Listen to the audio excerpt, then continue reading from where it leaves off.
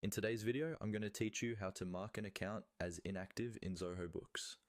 This is really useful when you've stopped using a particular bank account or clearing account, but you still want to keep its history for reference and reporting.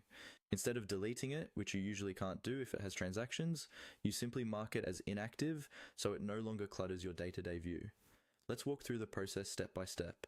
First, log into your Zoho Books account and go to the main dashboard. From here, look at the left-hand side menu. You'll see several modules like sales, purchases, and so on. What you want to click on is banking.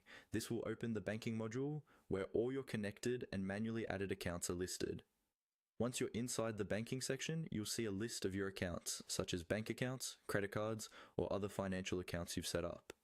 Take a moment to locate the specific account you want to mark as inactive. This might be an old bank account you no longer use, or maybe a test account you created earlier. When you found it, click directly on that account name.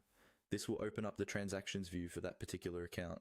Now that you're in the account's transaction page, look towards the upper right corner of the screen. You should see a small gear icon, which usually represents settings or additional options. It can be easy to miss if you're not used to looking for it, so move your cursor carefully around the top right area until you spot it.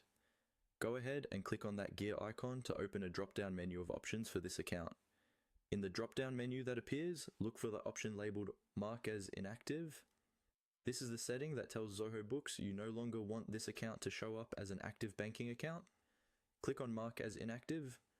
Zoho Books may briefly update the page, and after that, the account will no longer appear in your active banking list, though its past transactions and history are still preserved for reporting and audit purposes.